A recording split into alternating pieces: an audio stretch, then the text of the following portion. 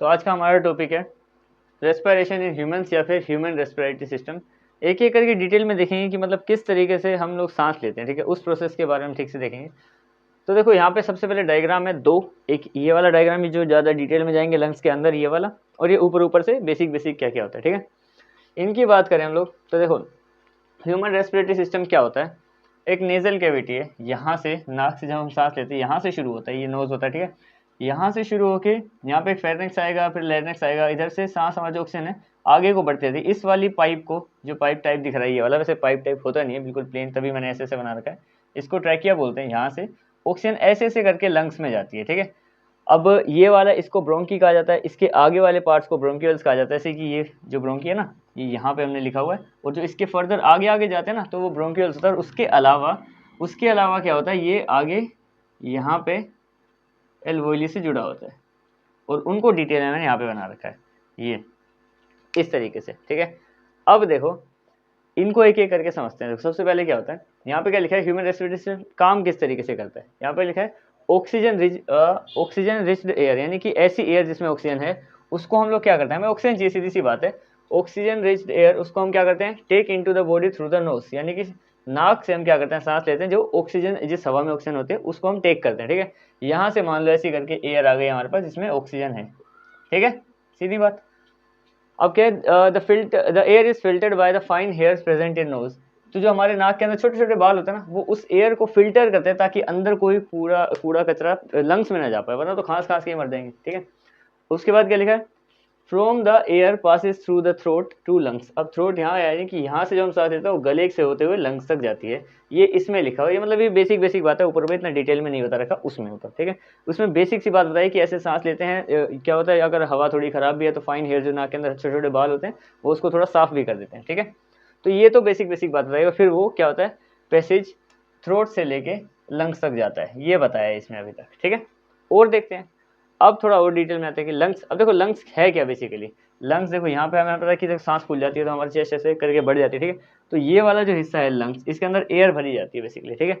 पर अब देखो डिटेल में देखें तो the air passage divides into smaller and smaller tubes. अब स्मॉलर एंड स्मॉलर ट्यूब्स की क्या बात करी, क्योंकि यहाँ पे देखो यही ट्यूब, ये ट्रैकिया है, यहाँ पे ये ब्रोंकी है, फिर ये आगे ब्रोंक्यूल्स तक चली गया। मतलब ट्यूब छोटी पे देखो ये बड़ी, ये और छोटी है, उसके बाद तो मैंने लाइनें लाइनें बना दी हैं, यानी जब डिटेल में जाएंगे तो और छोटी से छोटी रहती है लंग्स के अंदर, बहुत छोटी छोटी।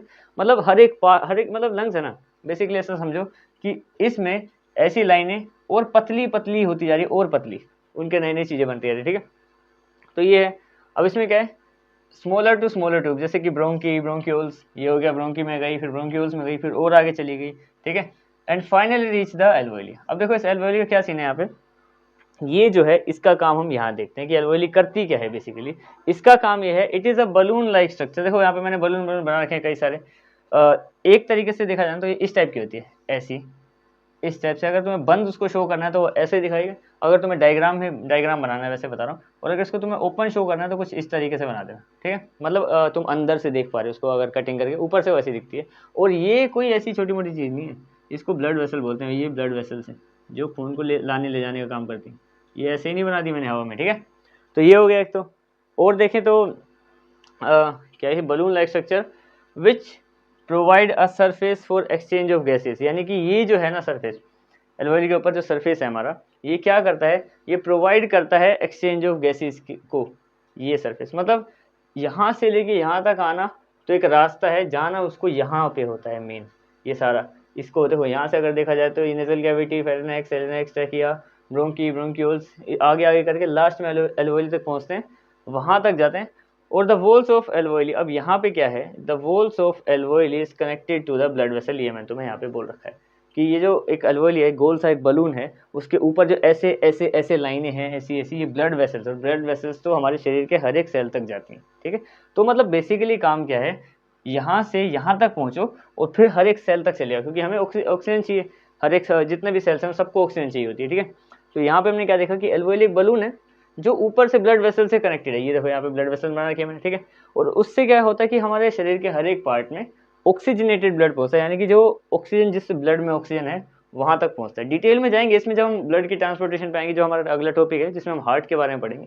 इसमें हम देखते हैं, देखो इन डिटेल, अगर मतलब छोटे से अगर तुम्हें वैसी वैसी बात बताएं ऊपर ऊपर से, तो oxygen dissolve in haemoglobin from alveoli and carried out from the lungs and each cell of the body. मैंने यही बोला अभी कि एल्वोइली क्या होता है, उसके यहाँ पे ब्लड वेसल से कनेक्टेड है, उसके पास ऑक्सीजनेटेड ब्लड पहुंच गया।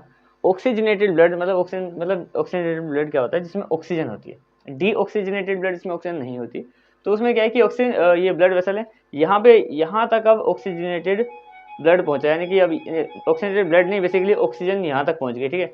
अब ब्लड वेसल्स में क्या होगा, उसके अंदर ब्लड भी है, वो उसको ऑक्सीजन को भरेगी वहां से, ठीक है। यहाँ से इस तक इसके देखो एक बार डिटेल में समझते हैं, इसके थ्रू यहाँ तक ऑक्सीजन आई, यहाँ तक, ठीक है। अब ब्लड वेसल्स में ब्लड भी है, यहाँ से खींची ऑक्सीजन, ठीक है। अब उसके बाद क्या होगा, यहाँ से फ्रॉम द लंग्स, लंग्स से ली, और उस लंग से जब हमने यहाँ से छोड़ा ब्लड वेसल्स के थ्रू, तो वो पूरे शरीर में फैल गई to each cell of the body, हर एक छोटे से छोटे हिस्से में चली गई, ठीक है। तो इस तरीके से मतलब रेस्पिरेटरी सिस्टम काम करता है। ब्लड की बात करें, देखो यहाँ पे ब्लड का एक एक्स्ट्रा टॉपिक बना रखा है मैंने, उसका काम क्या है, bring CO2 from the cell and release into alveoli. एक तो ये काम है कि क्या करता है, जैसे सेल है, सेल ने ऑक्सीजन यूज कर लिया अभी, ठीक है। सीधी सी बात है, ये बॉडी है, ये मान लो ये हाथ है, एग्जाम्पल के लिए मान लेते हैं इस बॉडी का हाथ है, थोड़ा डिजाइनर है, ठीक है। तो इसके इस वाले सेल में अभी ये यहाँ से देखो, यहाँ पे अगर ये इस तरफ है, ये इस तरफ भी होगा, तो इसकी जो एल्वोइली यहाँ से ब्लड वेसल से होते होते यहाँ पे हमारा ऑक्सीजनेटेड ब्लड पहुंचेगा, जिसमें ऑक्सीजन भी होगी, ठीक है।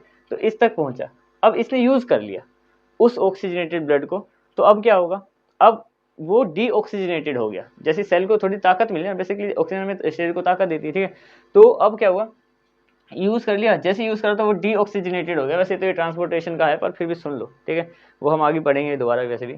तो डीऑक्सीजनेटेड ब्लड का क्या सीन है कि वो अब वापस लाने का काम भी खून का ही है। खून का क्या काम है, ब्लड का, कि ब्रिंग करता है CO2 सेल से, फिर रिलीज कर देता है वापस एल्वोइली में। अब देखो यहाँ पे यूज हुआ O2, तो वो CO2 बना, वापस वहीं छोड़ने का काम और लाने ले जाने दोनों काम। और दूसरा क्या लिखा मैंने, रिवर्स विद O2 के साथ उल्टा, O2 को एल्वोइली से लेता है और हमारे सेल तक छोड़ता है, और फिर वही सेल जो उसको O2 को यूज करके CO2 बना चुका होता है, उससे क्या करता है, अब दोबारा से उसको वापस एल्वोइली तक पहुंचाता है उस CO2 वाले ब्लड को, मतलब बेसिकली डीऑक्सीजनेटेड ब्लड को, ठीक है।